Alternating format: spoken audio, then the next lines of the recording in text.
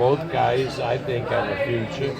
And the other guy that we signed is Mick Conlon, the Irishman, and he's going to be terrific. So I'm very, very pleased. Seems like Top Rank's always refilling the pipelines as some of the guys, get older and retire.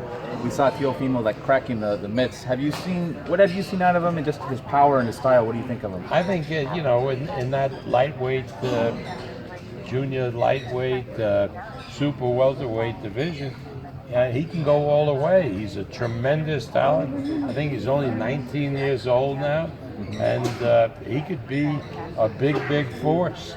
And his father's a really nice guy. Kid is a lovely kid. And I'm very, very optimistic about how he's going to turn out as a pro. With guys like Nonito Donaire and Jesse Magdaleno fighting, where do you rank this in the last undercards you've put on? This seems like it's probably one of the best, if not the best, in the last years. This is clearly the best card of the year. It's 4 world title fights. They're all competitive. They're all going to be interesting. And I think the main event is going to be very competitive. And whoever wins, I think, is going to win by a knockout. What's your prediction for the Magdaleno-Donaire? My prediction is going to be a great fight.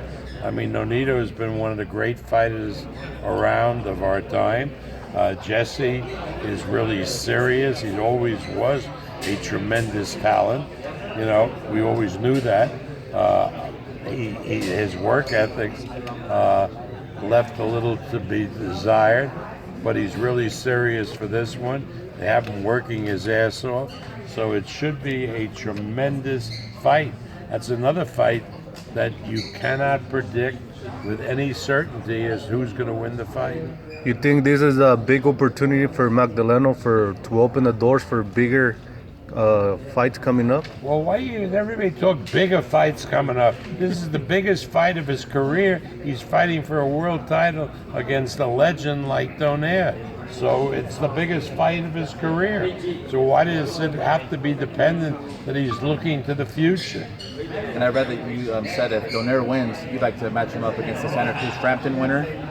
We've heard talks about Terrence Crawford and Molina as well. It seems like we're going to start getting some of these Top Rank and Heyman fights in the real near future. Well, only to the extent that they mean something.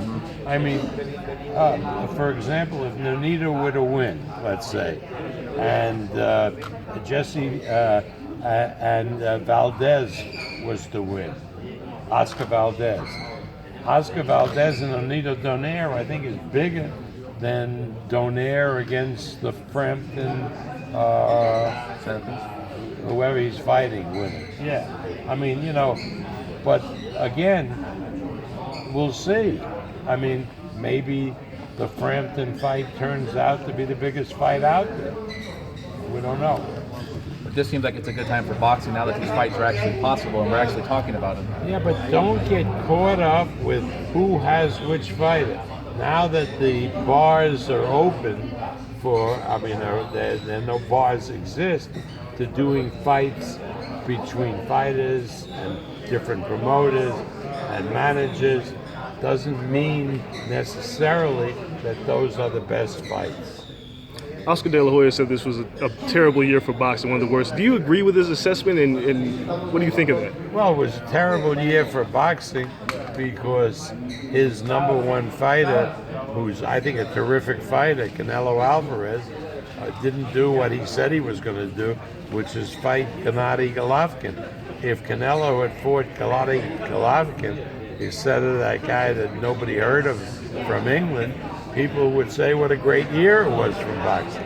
And it's closing pretty good, the Lomachenko Walters is a hell of a fight, and that's coming on 2 days after Thanksgiving. We're going to be announcing the Terrence Crawford Molina fight, another great fight. It's not over till it's over. And as far as I know, there's 2 more months left in the year. We saw Joseph Parker's promoter said that he thinks that fight's not going to happen in New Zealand now against Andy Ruiz, that they can't come up with the money. Well, I would wait to see what happens tomorrow morning because there's going to be an announcement out in New Zealand, and I feel confident that that's where the fight will be.